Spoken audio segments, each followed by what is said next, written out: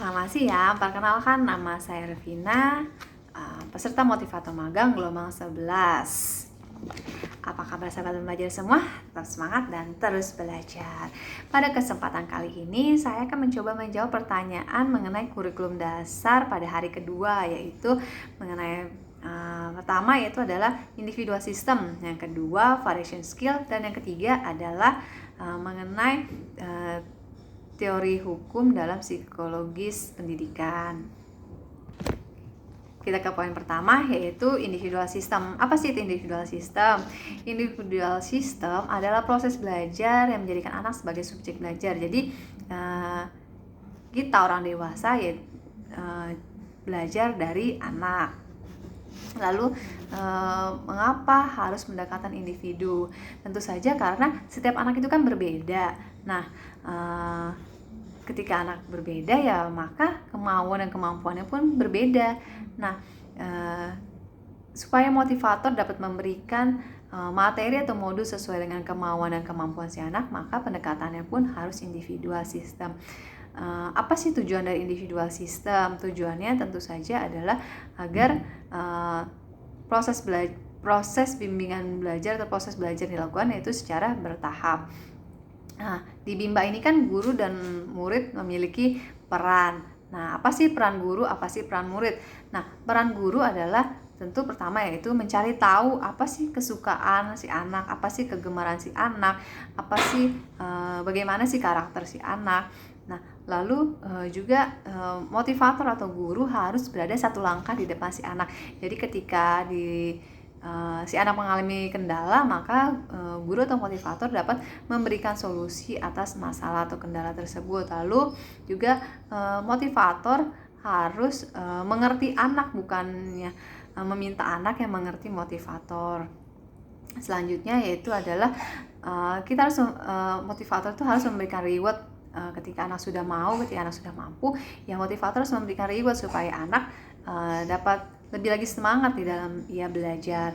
Lalu apa sih perbedaan individual system dan classical system? Tentu saja berbeda ya antara individual system dan classical system.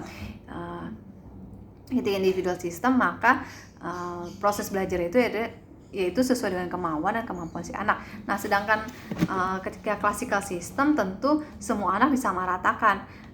Jadi proses belajarnya itu tidak sesuai dengan kemauan dan kemampuan si anak.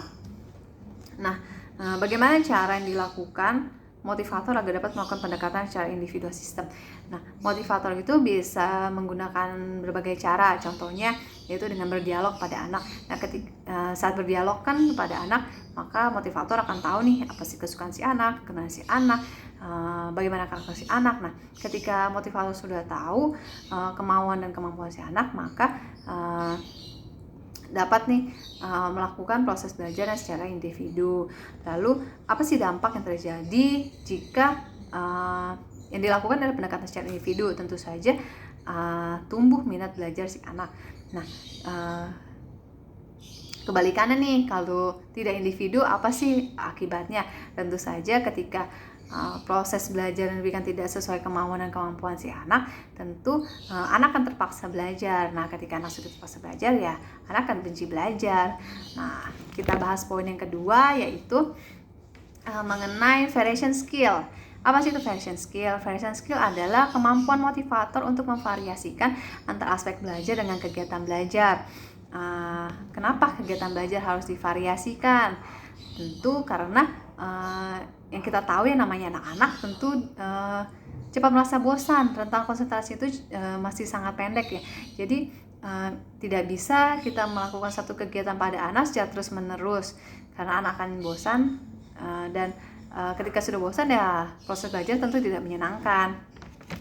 Apa tujuan yang ingin dicapai dengan menggunakan variation skill? Yang pertama adalah anak tidak bosan, anak lebih semangat belajar, anak lebih tertarik belajar, anak lebih antusias belajar. Nah, sebutkan 3 aspek belajar. Aspek belajar itu ada 3. Yang pertama itu adalah aspek kognitif, aspek afektif, dan aspek psikomotorik. Apa sih aspek afektif? Aspek afektif adalah kemampuan anak di dalam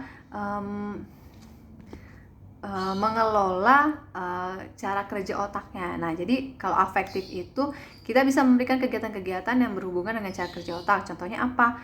Contohnya itu belajar membaca, belajar berhitung. Nah, lalu aspek kognitif itu apa sih? Aspek kognitif adalah kemampuan si anak untuk mengelola perasaannya. Nah, jadi kegiatan apa yang bisa kita lakukan? Itu dengan cara kita ajak bercerita, kita ajak berdialog, kita ajak mendongeng, kita ajak bernyanyi lah bimba. Nah, jadi emosi atau perasaan si anak akan terkontrol. Lalu selanjutnya adalah aspek psikomotorik. Apa sih itu aspek psikomotorik? Aspek psikomotorik adalah kemampuan si anak untuk mengelola kegiatan fisiknya, jadi yang berhubungan dengan kegiatan fisik. Nah, psikomotorik ini terbagi menjadi dua nih, ada psikomotorik halus dan psikomotorik kasar. Nah, psikomotorik halus itu yang berhubungan dengan jari tangan. Jadi hal-hal yang bisa dilakukan si anak dengan menggunakan jari tangannya, contohnya apa?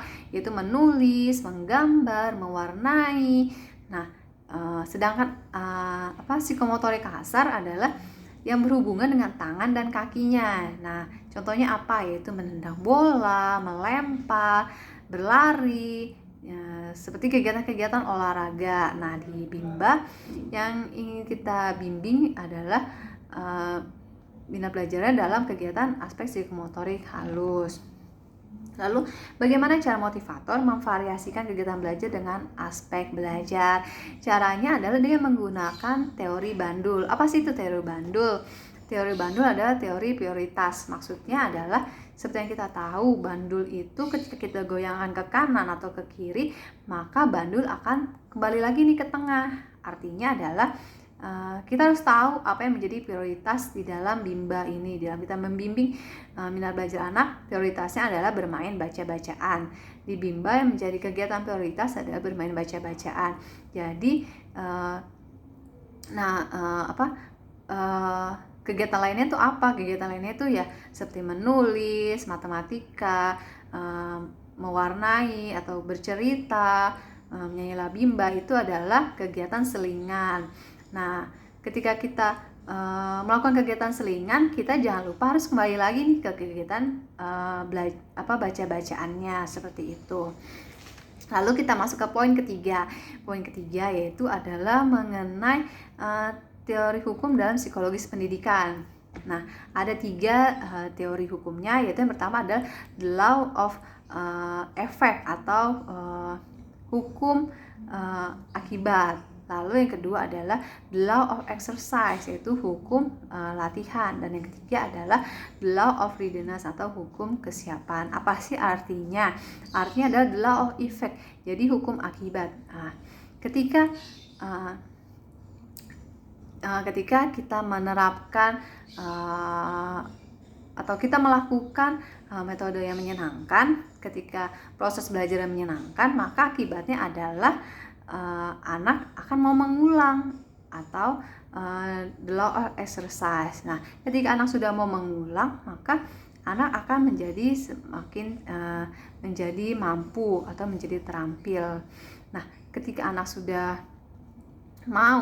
terampil, maka akan siap nih the law of readiness. Nah, the law of readiness itu adalah hukum kesiapan. Nah, ketika anak sudah siap, maka akan tumbuh nih minat belajarnya. Ketika sudah tumbuh minat belajarnya, maka akan tumbuh minat belajar yang menggelora, seperti itu. Jadi